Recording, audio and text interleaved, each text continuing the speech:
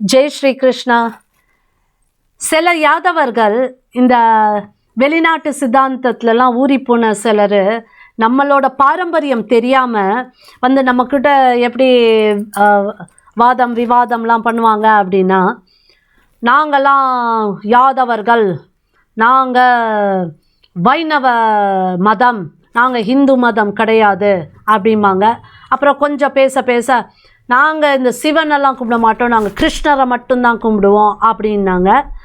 அவங்களுக்காக இந்த சில தகவல், நம்மக்கிட்ட தகவல் இருந்தால் தான் அவங்கக்கிட்டலாம் நம்ம பேச முடியும். ஸோ அதனால் யதுவன்ஷிகளே நாம் இப்போ வந்து கிரந்தத்துக்குள்ளே போய் எது உண்மையோ அதை எடுத்து பார்த்துட்டு தான் நாம் விவாதத்துக்கு வரணும். சும்மா யாரோ பொய் கதை சொல்கிறதெல்லாம் கேட்டுட்டு வரக்கூடாது. நம்மளோட ஞானத்தை காட்டணும். அப்போது நம்மக்கிட்ட மேட்டர் இருக்கணும். மேட்டர் என்ன அப்படின்னா, துவாபர யுகத்தில் யது குலத்தில் அவதரித்த ஸ்ரீ கிருஷ்ணர், அவர் வந்து என்னதான் கடவுளாக இருந்தாலும் இங்கே மனித ரூபத்தில் பிறந்ததினால் அவர் வந்து ஒரு குரு கிட்ட போய் தீட்சையை வாங்குறாரு. அந்த குரு யார் அப்படின்னா, வியாகிரபாதா ரிஷியோட வாரிசான மகாரிஷி உபமன்யு. இந்த உபமன்யு மகாரிஷி இவர் வந்து சிவஞானத்தில் ஊறி போனவர். ஸ்ரீ கிருஷ்ணர் யார்கிட்ட போகிறாரு? உபமன்யு மகாரிஷி கிட்ட போகிறாரு. இந்த உபமன்யு மகாரிஷி யாரை பற்றியான தீட்சையை கிருஷ்ணருக்கு கொடுக்குறாரு அப்படின்னா, சிவஞானத்தை கொடுக்குறாரு, சிவ தீட்சையை கொடுக்குறாரு, சிவ தத்துவத்தை சொல்லி கொடுக்குறாரு. பகவான் ஸ்ரீ கிருஷ்ணர் தினமும் காலையில் மகாதேவனை கும்பிடுவது வழக்கம். இந்த பூலோகத்தில் அவர் அவதரித்து வந்த நாட்களில் அவர் வந்து செஞ்ச பூஜை மகாதேவனுக்கு, சிவனுக்கு.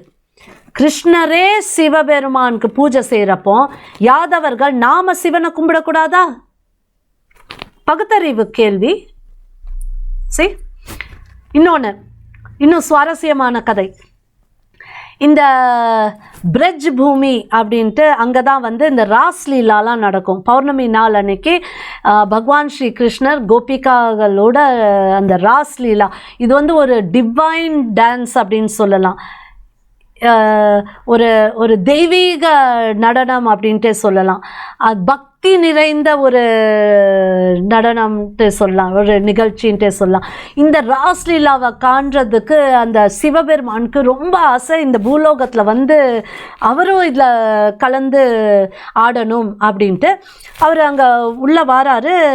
பார்வதி தேவியும் சிவபெருமானும் கைலாசத்துலேருந்து வராங்க. இங்கே பிரஜ் அந்த மைதானத்துக்குள்ள துவாரபாலகர்கள் சிவபெருமானை உள்ள விடலை. ஏன் அப்படின்னா, அங்கே வெறும் கோபிகாக்களுக்கு மட்டும்தான் அங்கே அனுமதி அப்படிங்கிற மாதிரி. அப்போது சிவபெருமானுக்கு ஒரே யோசனையாகுது, என்னடா நம்ம இங்கே மகாவிஷ்ணுவோட அவதாரமான கிருஷ்ணரோட இந்த ராஸ்லீலாவில் நாமளும் பங்கு எடுக்கணுன்ட்டு வந்தால் நம்மளை உள்ளே விடலையேன்ட்டு. அப்போ அவர் என்ன ஐடியா பண்ணுறாரு அப்படின்னா, அவர் வந்து கோபிகா மாதிரி அதாவது அந்த கோபிகாவோட வேஷத்தில் வராரு உள்ள சிவன். அப்போது அவருக்கு என்ட்ரி கிடச்சிடுது, உள்ளே வந்துடுறாரு. அவரும் அங்கே ராஸ்லீலாவில் பங்கு எடுத்துக்கிறாரு. ஆனால் கிருஷ்ணர் இவரை பார்த்தோன்னே இவர் வந்து சாதாரண கோபிகா கிடையாது, சாக்ஷாத் அந்த மகாதேவன் தான் அப்படின்னு தெரிஞ்சதுலேருந்து அவரோட பேர், சிவனோட பேர் அந்த பிரஜ் பூமியில் கோபேஸ்வர் மகாதேவ் அப்படின்னு. இந்த மகாதேவனோட, அதாவது சிவபெருமானோட பாதம் பட்ட அந்த இடத்தில் ஸ்ரீ கிருஷ்ணரோட பேரனான வஜ்ரநாபா அங்கே கோபேஸ்வர் மகாதேவ் கோவிலையே கட்டுறாரு. ஸோ அதனால் யாதவர்கள் நாம் தாராளமாக சிவபெருமானை கும்பிடலாம். யாரும் நம்மளை ரெஸ்ட்ரிக்ட் பண்ண மாட்டாங்க. நீங்கள் விஷ்ணு வைணவ குலம், நீங்கள் விஷ்ணுவை மட்டும்தான் கும்பிடணும், கிருஷ்ணரை மட்டும்தான் கும்பிடணும் அப்படின்னு யாருமே சொல்லலை. இன்னொன்று ஒரு தகவலை சொல்கிறேன். நம்ம கோனார் மாடு மேய்ச்சிட்டு இருந்த ஆனாய அப்படின்ட்டு ஒருத்தர், அவர்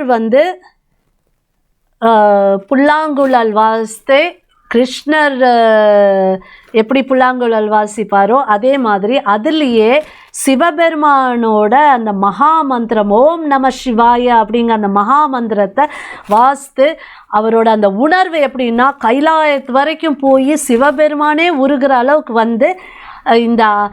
அந்த சிவபக்தியில் ஊர்ன கோனார், அவரை நாம் இன்றைக்கும் சிவன் கோயிலில் 63 நாயன்மார்களுக்கு நடுவில் ஆனாய நாயனாராக நாம் காணலாம், வழிபடலாம்.